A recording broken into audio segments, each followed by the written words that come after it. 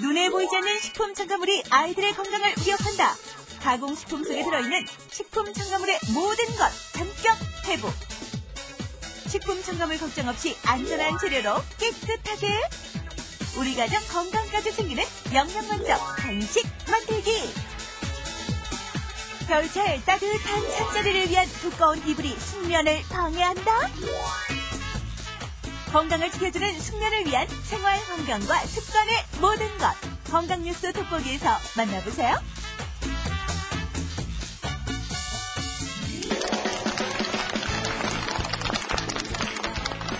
안녕하세요. 살림의 여왕 나연입니다.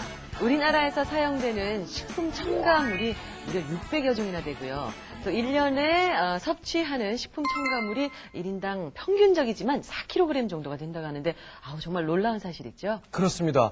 그리고 작년에요. 정말 식품 첨가물 때문에 많은 분들, 우리 대한민국 어머님들이 참 바짝 긴장했었던 그런 것들 다들 기억나실 겁니다. 그래서 작년 9월부터는요, 식품 포장지에 내용물에 어떤 첨가물이 들어져 있는지 표기를 하게 하는 이 식품 완전 표기제가 시작이 됐죠. 그래서 이제는 그 포장지만 보고서도 속 내용물이 뭐가 들어있는지 훤히 알 수 있는, 그거 아주 참 바람직한 것 같아요. 예? 네. 식품 첨가물이 전혀 안 들어간 친환경 조미료, 또 엄마표 간식을 직접 만들어주시는 우리 임미연 주부 모셨습니다. 안녕하세요. 안녕하세요. 예. 안녕하세요. 오늘 가족들을 위해 아주 맛있고 건강한 음식들 많이 소개해드릴 임미현이라고 합니다. 네. 그리고 오늘 식품 첨가물에 대한 베일을 벗겨주실 분이죠. 서울여대 식품영양학과의 이미숙 교수님 함께 하셨습니다. 안녕하세요. 네, 안녕하세요. 네. 반갑습니다. 우리 임미연 주부님 댁에서는 식품 첨가물이 들어가 있는 어떤 음식을 먹고 좀 어떤 일이 있었어요? 아니 어떤 계기로 이런 음식을 드시게 되셨어요? 그런 적은 없고요. 네. 예. 보통 이 아이 가지신 주부님들은 아마 다 공감을 하실 거예요. 왜냐하면은 그 아이를 갖게 되니까 뱃속에 이제 아이가 있잖아요. 그러면은 엄마가 먹는 게 그대로 간다는 생각을 하기 그렇죠. 시작을 했어요. 네. 그래서 그때부터 이제 먹는 거에 대해서 관심을 많이 갖게 되고, 네. 그래서 친환경 먹거리들, 재료들 이런 거 찾아서 그런 방법들, 그런 걸 가지고 이제 음식을 만들기 시작을 했고요. 그 다음에 이제 아이가 모유를 또 먹게 되잖아요. 그렇죠. 예, 그럼 또 엄마가 먹는 거 그대로 간다고 생각이 들어서 그때도 이제 관심 있게 그렇게 해왔고, 그 다음에 이제 아이가 크다 보니까 이유식, 그리고 또 지금은 이제 조금 초등학생이니까 간식 같은 것도 아무래도 엄마가 신경을 쓰게 되더라고요. 네. 예, 그래서 그런 쪽으로 관심을 많이 갖게 됐어요.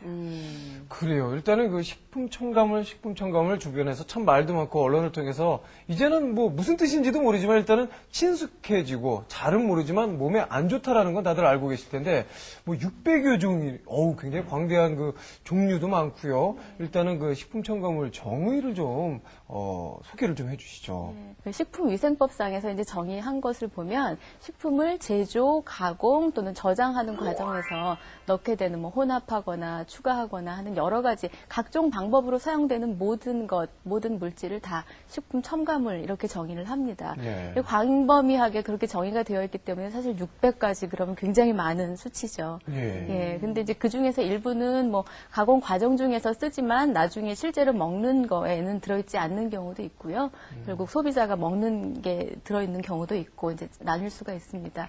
600가지를 좀 더 자세히 보면은 이제 화학적으로 합성한 게 한 416가지 정도 그렇게 되어 있고 또 그 천연에서 추출한 것들도 있어요. 194개 항목은 또 추출한 것이고 이걸 섞어 가지고 만든 것도 한 7가지 정도 이렇게 구분이 되어 있습니다. 네. 우리 아이들의 건강을 위협하는 식품 첨가물. 식품 첨가물을 건강충전 Q&A에서 저희 한번 알아보려고 합니다. 첫 번째 궁금증 함께 하시죠. 여고 시절부터 바나나 맛 우유와 사랑에 빠졌다는 그녀. 맛있어. 그리고 입맛까지 쏙 빼닮은 그녀의 아들. 이들 모자 적어도 하루에 3개씩은 바나나 맛 우유 반드시 먹어줘야 한다는데. 오늘 엄마가 떡볶이도 해줬는데 바나나 우유는 엄마한테 넘기면 안 되겠니? 안 되긴 뭐가 안 되니. 바나나 우유 먹으면 안 되지. 뭐? 바나나 우유가 어때서? 이런 바나나 우유는 진짜 우유는 적게 들어있고 괜히 이것저것 몸에 안 좋은 것들만 많이 들어있어서 건강에 독이 된다니까. 오늘부터는 바나나 우유 끊고 흰우유 마셔. 흰우유. 제가 여고 시절부터 즐겨 마시던 바나나 우유 정말 건강에 나쁜가요? 가공우유의 진실 확실히 알려주세요. 식품 첨가물이 많이 들어있다는 가공우유 정말 건강에 나쁜가요? 글쎄요, 독이 될까요? 그래서 저희가 이 앞에 흰우유, 바나나우유, 뭐 초코우유, 그리고 또 뭐 다른 첨가 가공을 한 우유를 저희가 준비를 해봤는데요. 글쎄요, 교수님, 제가 생각했을 때는 얼핏 그렇게 뭐 건강하고 좀 영향을 미칠까 하는 그런 생각이 좀 들거든요. 네. 사실 뭐 우유는 좋은 식품이다. 그러니까 우유에 뭐 좀 넣었다고 해서 예, 예. 나빠지리 그렇죠. 이렇게 생각하시는 분들이 많으신 것 같아요. 네. 예.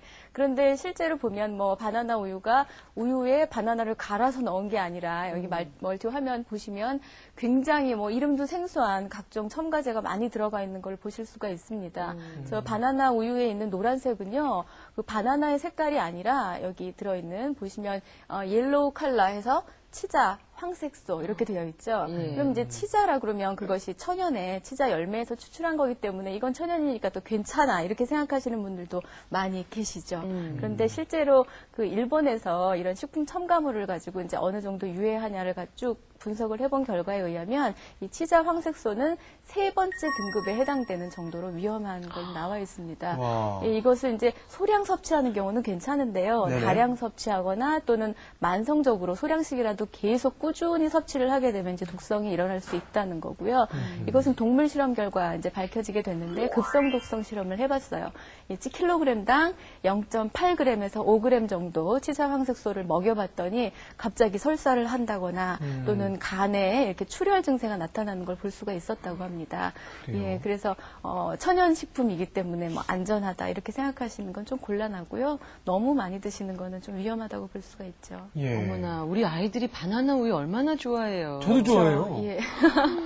치자 황색소가 그렇게 무서운 식품 첨가물이라는 사실이 또 놀랍습니다. 그러면 커피 우유나 초코 우유는 어떻습니까? 그렇다고 해서 뭐 우열을 가리기는 쉽지 않은데요.